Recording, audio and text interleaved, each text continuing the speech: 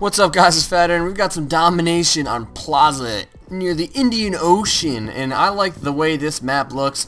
It's a pretty good looking map, and we are going to be using the MP7 again. I know you hate it, and I would really recommend using two third perks, unless you have Ghost, which I don't recommend that you just use Ghost all the time once you unlock it. But it's really good if you're a rusher like me and you want to be aggressive. Like I said in my second Black Ops 2 video, that you should be aggressive, and to be the most effective you should be using extreme conditioning and dexterity. Dexterity lets you climb over things faster, and it lets your gun pop up wicked fast, just like that. It pops up as soon as you stop running. So that is what you should be doing if you're going to be rushing. Those two perks I highly recommend. Secondaries aren't really needed in this game unless you have a gun. It's not going to be good in most situations.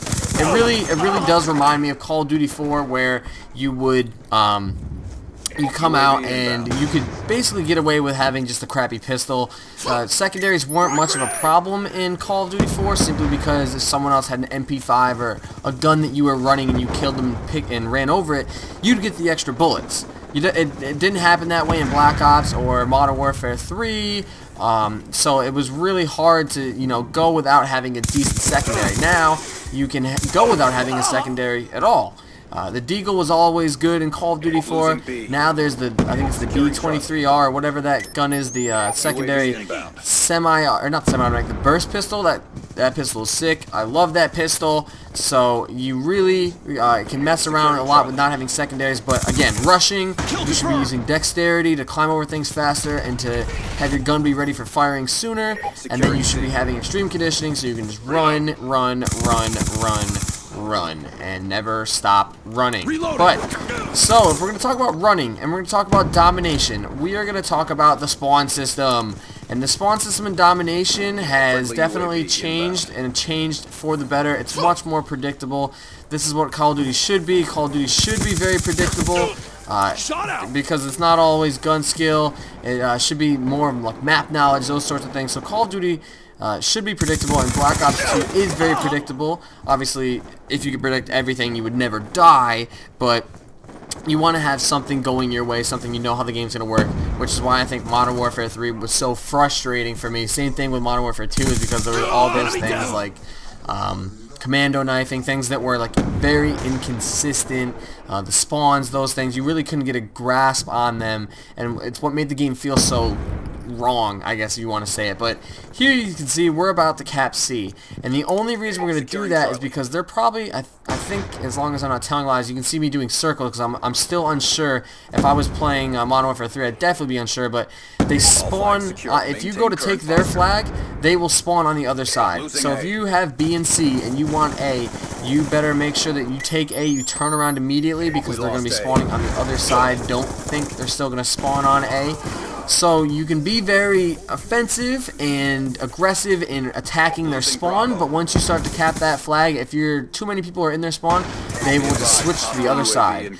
And I think that works out great. It really just makes the game a lot more fun, because you can feel that feeling of aggression and actually rushing the spawns without being punished. Because if you're going in the spawn and you know they're all coming after you, guess what? It's you versus them. You have to be smarter than them. You have to be better than them, knowing that they're going to spawn there. And Modern Warfare 3, it was really just a matter of they got spawned wherever the hell they wanted. I think that was partially because they didn't want people spawn trapping, but it's just so annoying that there were only certain times you'd ever get away with not having someone spawn literally on you after you killed them. Here, if I kill someone in their spawn and they kill me after they spawn, guess what? That's my fault for literally being in their spawn point. In Modern Warfare 3, I could have A and B, and they would spawn on A while I'm on my own flag and kill me, and it makes no sense whatsoever. So I think Trek did a really good job of fixing the spawns, but it really makes Domination a fun game to play, and it changes up the strategy from everything it used to be, which used to be simply, cap the flag, get the most points wins, or 200 points wins, there you go. Now it's most points at the end of 2 rounds, and it gives each team a chance at spawning on one side or the other, because we know that not all maps are created equal on both sides, so there will be times when you get spawned on a crappy side, but you have a second chance it being spawned on the other side and hopefully either making those points back, taking the win, or at least evening it up a little bit. So that's what the main topic is, even though we've been halfway through this video, is domination strategies. That was the end of the first round. Now we're skipping into the beginning of the second round. My strategy is to obviously take the first flag because you get points. You get the first 50 points. Let's get that score streak started. Let's go. Get the first flag. Now you really got to be careful about how you attack B. Do you go up and just hope that you guys can take the flag? Or do you do what I like to do, which is try to get some kills, kill them off of it, and allow your team to take the flag, which is what we did here. It was kind of half and half. They weren't too aggressive. I kind of held those guys on their side, and the rest of my team they did the dirty work. They took the flag and they got us the lead, and basically we're gonna win the game. Spoiler alert, but it's really good to be offensive, and then once you get that B flag at the beginning of the second round, because most domination doesn't really change.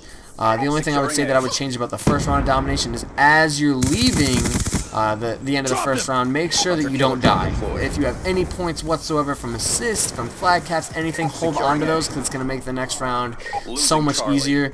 They really changed domination into an objective game type rather than a kill whoring game type. I can't thank Treyarch enough. They really were on point with this. They put domination in its place, I guess you want to call it that. Instead of just being a game where you just get a whole bunch of kills, you're getting kills and you cap flags, and then it's actually focused on winning the game because then you get to spawn on the other side, not just you keep them in their spawn and kill them. And right here you can see now I have to be smart about where I am in their spawn.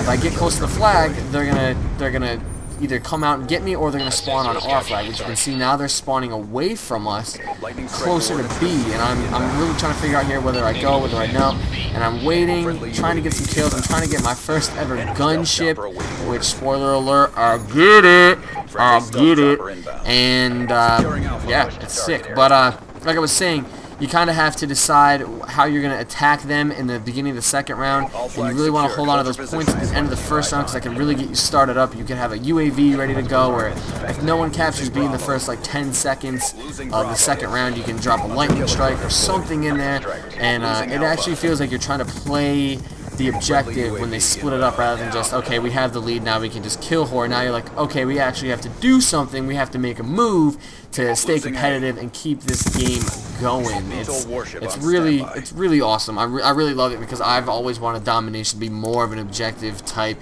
rather than just a kill whoring type. As you can see here, I'm playing my little ninja role. I don't have Ghost, but I love to play my ninja role. Love it, love it, love it. And I guess my last piece of advice would be to instead of, the first part I think was really focusing on watching how the spawns work, don't flip your spawns, pick your point streaks wisely. This isn't Modern Warfare 3 where you get to use whatever you want as your point streak. I think there's a host migration here, I can't remember.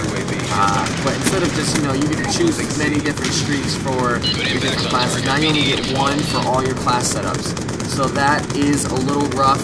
I wish there was a little more you could do to control that, but you really can't, so it's going to be what it's going to be. You got to choose your classes wisely, make sure it's something that works for you. As of right now, the Lightning Strike, the Orbital VSAT, and either the AGR or the Gunship's working for me, and that's because I don't have the Dogs or the Swarm. But I will be unlocking those tonight at 3:04 on a Thursday. I will be hopefully prestiging by the end of today. Who knows?